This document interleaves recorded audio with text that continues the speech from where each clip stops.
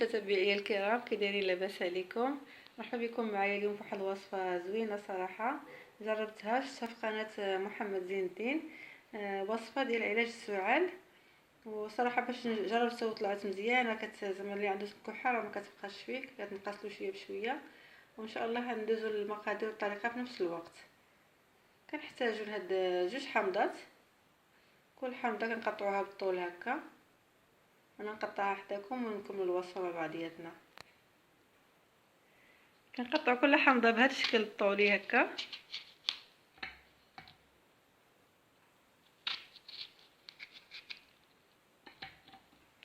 وكهذا الحامض هذا كنحاولوا نفتحوه بلا ما نوصلوا لهاد القشره، نخليوها ديما مسدوده، ما نقيسوهاش، ما نحفروهاش بالموس، غير هكا.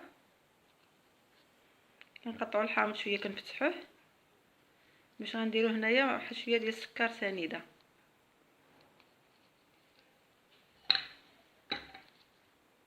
حتى هذه نفس الحاله، حاول ما امكن تفتحوا شويه هادشي باش نبقاو فين نحطوا السكر حتى نكمل هذا الحامض كامل ونرجعوا مع بعضياتنا. يمكن نديروا فتحات في الحامض. كناخذوا السكر سنيده، السكر السميد كما تيقولوا، ونحاولوا نديروا في هذه الفتحات شويه، نص معلقه صغيره في كل نص حامضه، هو غيدخل في ديك الفتحات ديال الحامض.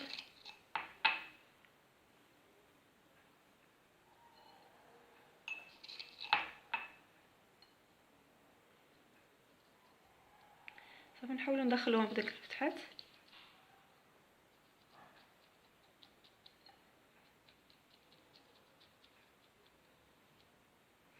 صراحه بالتجربه هذه راها فعاله.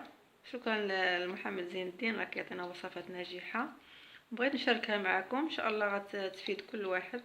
هذا الوقت البرد كيكثروا هاد النزلات ديال السعال. صافي هذه هي الوصفه. غادي نكمل الوصفه. غنديو هذا الحامض غنحطوه فوق الفحم، كنجيبوا الفحم ونشعلوه ونخليوه نحطوا فوق منه كل حامضه حتى كتبقى يطيب هذا الحامض اللي فيها. نتبعوا الوصفه مع بعضياتنا. مرحبا بكم. كيف كتشوفوا المجمر ها هو شاعل مزيان ديال الفحم. كنحطوا الحامضه مباشره على الفحم.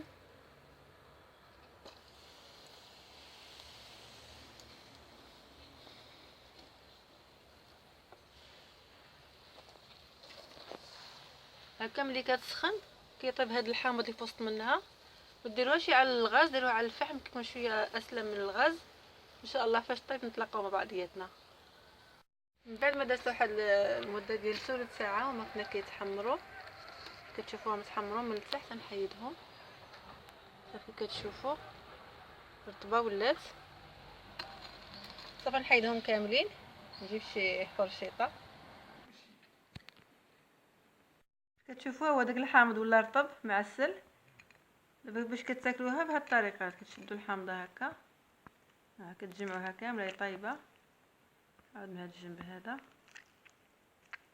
صافي. وكتكال اي وقت في النهار كلوها، من الحامضه كامله كتكال. اللي بغى ياكلها قبل ما ينعس يكون احسن، وكاين في حتى خلال النهار كلوها. المهم راها بالتجربه، راها كتحيد السعال. مرحبا بكم دائما معايا في قناتي الحادقه الشماليه.